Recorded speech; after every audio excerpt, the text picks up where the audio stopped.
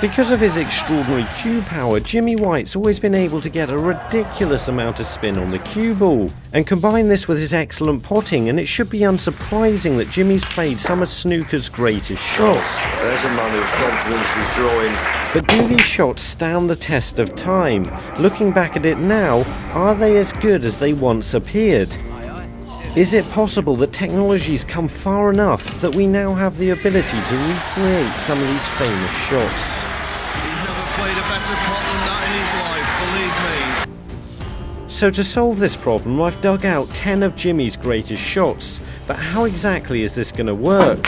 Well, I'm going to try to play all of them as accurately as I can in the fewest possible attempts, starting with a spider shot.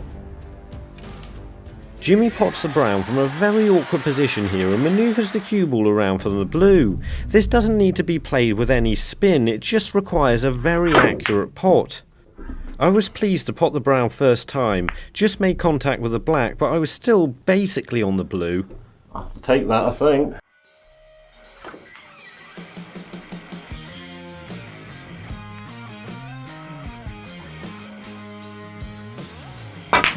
Our next shot comes from the year 1984, where Jimmy was able to demonstrate his ridiculous cue power with this shot on the pink. Well, that really is wizardry. In contrast to the previous shot, this one's played with a huge amount of backspin and right hand side. The right hand side slows the cue ball down off 2 cushions and checks it up nicely for the black. That is, if you're able to get enough backspin on the cue ball. The difficult bit to this shot is getting the cue ball to arc across the table, and on my 5th attempt I was able to get close. Didn't quite get enough backspin on the cue ball, so I didn't really get close enough to the black, but unfortunately I think that's about as well as I'm ever going to do. But can I redeem myself by arcing the cue ball off the black? I think that's going to need some more practice.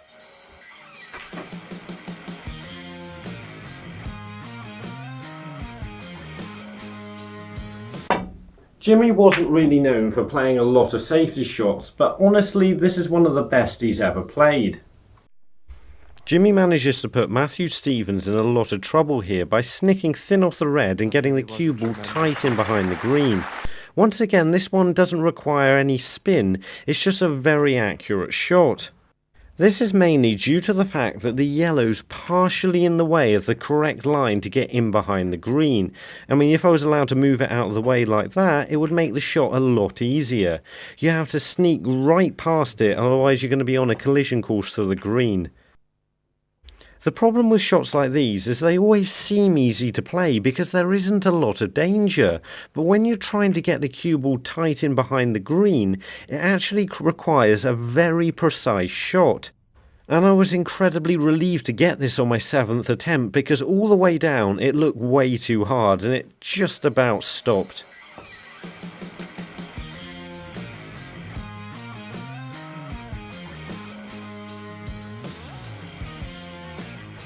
Before our next shot, we're just going to find Mario from Zubrek, Slovakia, which is there.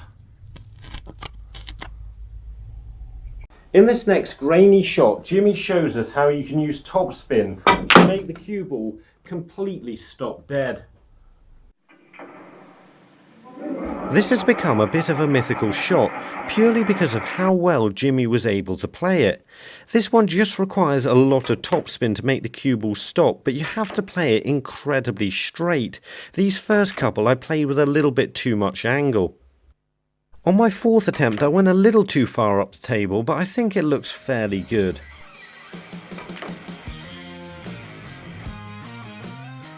But of course from this position, Jimmy wasn't just going to roll the black in. This is a fairly standard, if not tough, exhibition shot where you play the black around 4 cushions. It's not strong enough, I don't know. Or is it roll? Because they did it. You would have thought you'd be able to play this with any spin you like, but it actually requires a controlled stun shot to avoid the double kiss from the angle that Jimmy had it. To pot the black, you need to aim roughly a foot down the cushion and get it to go just to the left of the brown spot. I think I was having a lot of difficulty with this one because I was hitting it a little bit too hard. The harder you play it, the more it seems to break wide, especially off the last two cushions, probably because it makes it bounce a little bit more, and it meant I was hitting the same place every time, but it wasn't going in the pocket. Considering all this, I was happy to get it as quickly as I did, although I'd like to be a little bit more consistent at this shot.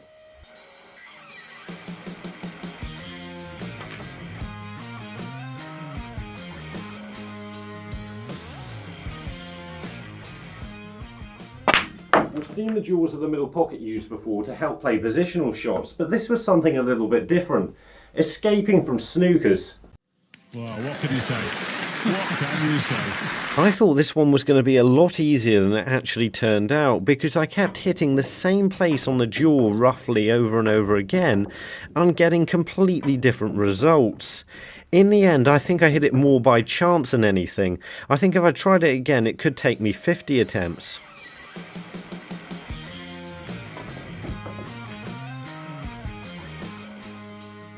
But before our next shot, we just got time to find Larice, who's from Modena in Italy, which is there. Now it's finally time for a good old-fashioned banana shot. This time Jimmy uses topspin to make the cue ball arc towards the side cushion and finish nicely on the red. To play this, you just need to strike the cue ball with a huge amount of topspin, but I think it helps a little bit to play it with a trace of right-hand side. It's not that this really helps the shot a great deal, it just makes it less likely that you're going to inadvertently put left-hand side on the cue ball and end up cannoning into the red. It's tough to judge the pace for this one, so I was really happy to get it.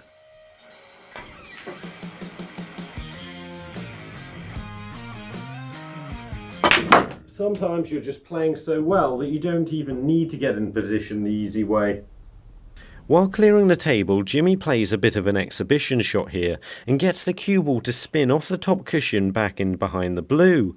To do this, you just require a large amount of right-hand side.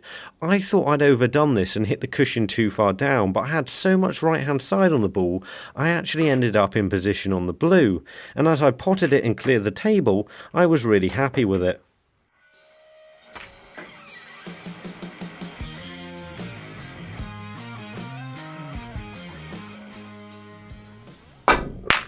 It's now time for a Judd Trump-like shot, but if we're honest with ourselves, Jimmy White invented Judd Trump-like shots. Again, he gets a huge amount of backspin on the cue ball here, and not only gets it all the way back down the table, he also gets it across to his side. To do this, I'm using a small amount of left-hand side, but you don't really need too much. The big problem is the backspin and getting enough pace on the cue ball. Even though I was playing it fairly well, my table simply wasn't fast enough to be able to play this shot, and I was really struggling. And of course, the harder I played the shot, the more difficult it became to get the cue ball to come back to my side of the table, and I ended up cannoning the black and ending up in completely the wrong position. The only solution was to play it as hard as I can with maximum backspin, and I thought that would be just enough to get back in position, although I wouldn't be able to play it on and off the top cushion. I just simply couldn't hit it hard enough. So I was fairly happy to get it all the way down here on the black, and at least it gave me another chance to practice screwing up the table.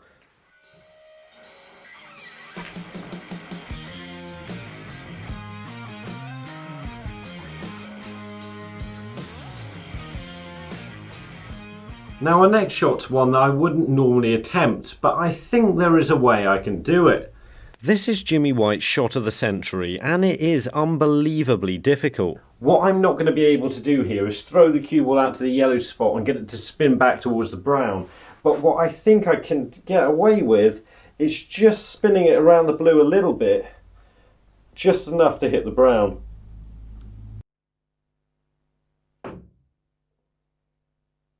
After my first attempt, I thought I might have been a bit overconfident, but once I played a few more, I realised I could get this shot, I just needed to get in the right position. I heard Jimmy say before you only need backspin to play this shot, but because I couldn't fully play this properly, I needed a small amount of right hand side to help it go round the corner. But eventually I managed to stand in the right place more than anything else to be able to get close.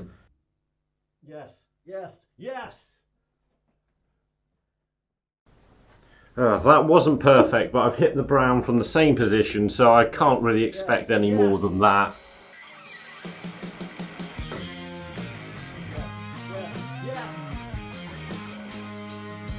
So the reason I've made this video now is Jimmy's just set up his own YouTube channel, which appears to be going fairly well, and he seems to be taking it seriously. He's even wearing a hat.